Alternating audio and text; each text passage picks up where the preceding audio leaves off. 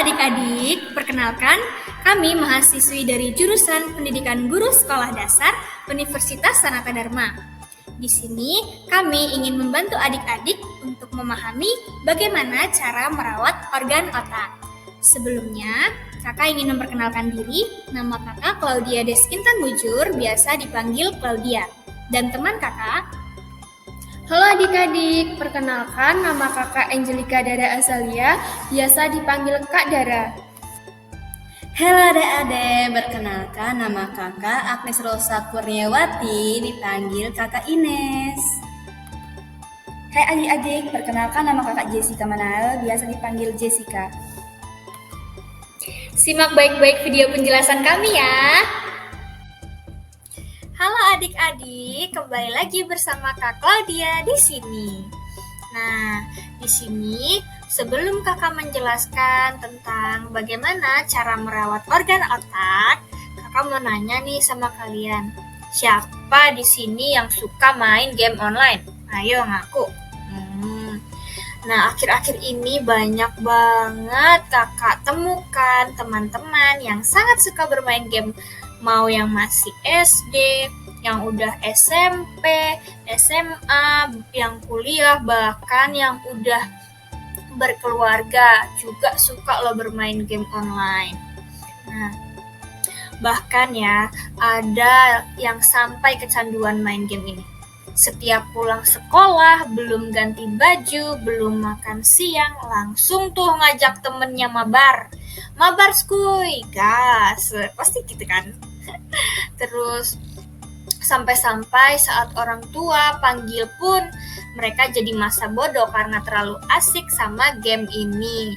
Itu namanya kecanduan ya adik-adik. Nah, apakah adik-adik tahu kalau terlalu sering dan terlalu lama bermain game menyebabkan banyak pengaruh buruk bagi kesehatan tubuh dan kesehatan organ tubuh kita? Dan salah satunya itu berpengaruh buruk bagi kesehatan kinerja organ otak kita loh adik-adik. Mau tahu nggak mengapa demikian? Nah, di sini kakak dan teman-teman kakak akan menjelaskan fungsi, cara kerja otak, dan cara menjaga kesehatan otak kita. Simak baik-baik ya. Organ otak. Apa itu organ otak? Organ otak adalah sebuah organ yang berada di kepala sebagai pengendali semua fungsi tubuh, termasuk mengendalikan pergerakan, perasaan, sensasi, dan pikiran kita. Otak juga membuat manusia bisa berpikir dan memecahkan masalah. Jadi adik-adik, bayangkan saja kalau misalnya organ otak kalian rusak, nanti organ-organ tubuh kalian yang lain juga tidak akan bisa berfungsi dengan baik. Jadi, teman-teman, adik-adik, kalian harus ingat ya, pentingnya menjaga dan merawat organ otak kalian. Halo adik-adik, kembali lagi dengan Kak Dara. Adik-adik, kalian udah tahu belum bagian-bagian di dalam organ otak? Pasti ada yang belum tahu kan? Kak Dara dan Kak Ines akan menjelaskan bagian-bagian di dalam organ otak. Adik-adik simak ya. Adik-adik, yang pertama ada otak besar. Otak besar adalah bagian utama otak yang dibagi menjadi dua, yaitu otak kanan dan otak kiri. Otak kiri berfungsi untuk analisa berpikir, contohnya untuk menghitung angka, logika, dan berpikir rasional. Otak kanan berfungsi untuk kreativitas, contohnya untuk bermain alat musik, berimajinasi, dan mengatur emosi. Otak kecil atau cerebellum terletak di bawah otak besar. Tempatnya bagian bawah lobus occipital. Fungsi otak kecil adalah untuk mengatur gerakan motorik halus seperti koordinasi tangan dan kaki. Otak kecil juga berfungsi dalam keseimbangan tubuh, postur, dan pemerataan fungsi otak kiri dan kanan. Yang ketiga ada batang otak. Batang otak adalah bagian otak yang terletak di depan otak kecil. Batang otak ini menghubungkan otak besar ke susunan saraf di sumsum tulang belakang. Batang otak berfungsi juga untuk mengirim dan menerima pesan antara berbagai bagian tubuh dan otak. Nah, adik-adik, tadi kan sudah disebutkan bagian pada organ otak manusia.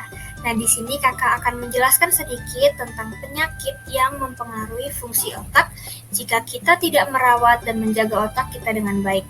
Yang pertama ada gangguan fungsi otak. Gangguan pada fungsi otak ini pun tidak hanya satu loh adik-adik, ada banyak sekali gangguan pada fungsi otak jika kita tidak merawatnya dengan baik. Contohnya ada Alzheimer. Ini merupakan gangguan yang mempengaruhi memori, pikiran, dan perilaku kita. Jika kita terkena gangguan ini, kita akan kehilangan ingatan kita. Begitu. Terus ada juga epilepsi. Gangguan epilepsi ini akan menyerang saraf motorik dan sensori kita. Jadi orang yang mengidap penyakit ini, gangguan ini akan secara tiba-tiba kejang-kejang. Nah, adik-adik nggak mau kan kayak gitu. Terus ada juga ataksia. Ataksia ini penyakit yang membuat pengidapnya kehilangan kendali tubuh, sering terjatuh tanpa sebab. Tuh, ngeri banget kan? Terus yang kedua, kurang fokus. Terus yang ketiga, penyakit gangguan mental.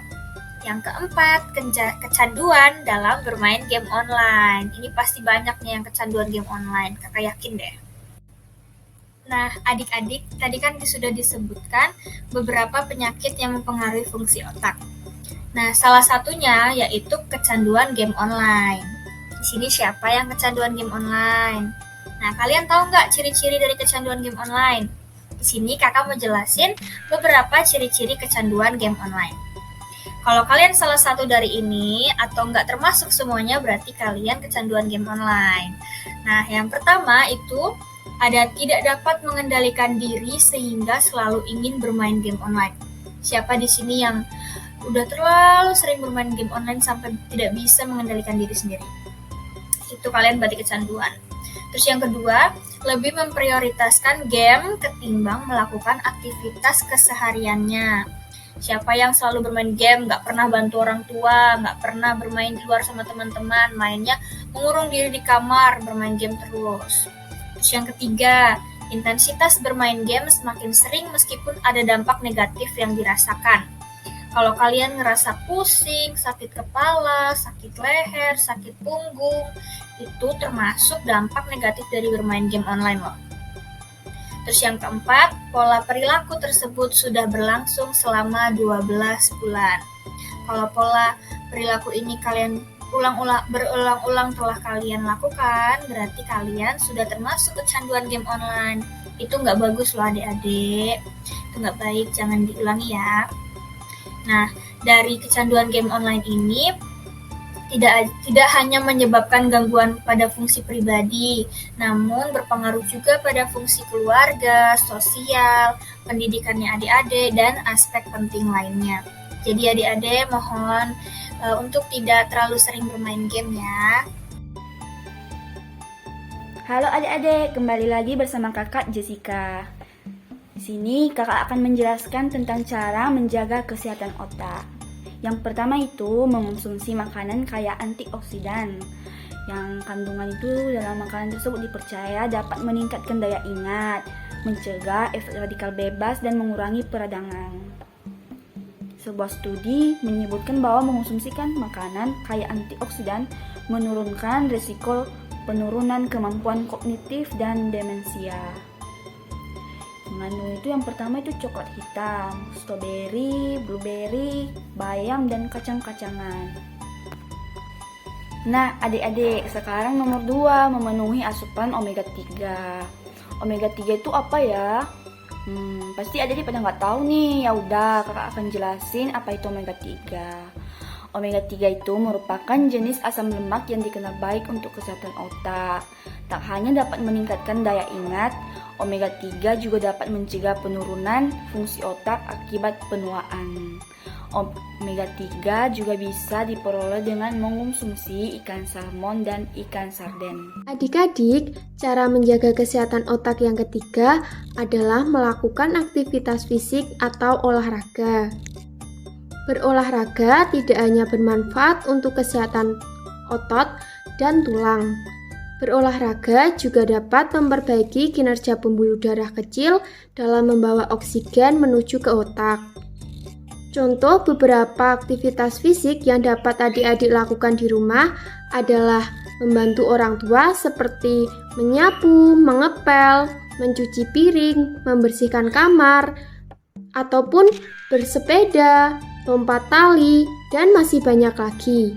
Lakukan aktivitas fisik itu selama 30 menit setiap harinya. Aktivitas fisik atau olahraga juga dapat memicu perkembangan sel saraf baru dan meningkatkan hubungan antar sel di otak agar lebih optimal. Cara keempat untuk menjaga kesehatan otak adalah jangan terlalu sering bermain HP dan jangan menaruh HP di samping saat tidur. Karena sinyal dalam HP terdapat radiasi yang menyebabkan kinerja otak berkurang. Nah adik-adik, itu tadi 4 cara menjaga kesehatan otak. Adik-adik harus menerapkannya setiap hari ya, agar otak pun menjadi cerdas. Nah adik-adik, tadi kakak dan teman-teman kakak sudah menjelaskan bagaimana pentingnya merawat organ otak kita. Terima kasih sudah menyimak dan mendengarkan video penjelasan kami.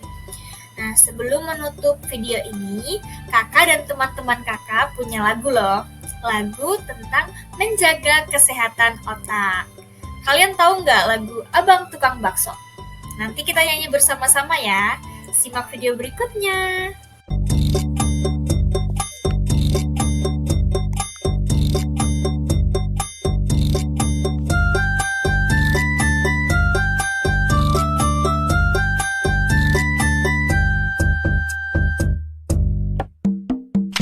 Dalam tubuh kita ada organ otak, letaknya di kepala.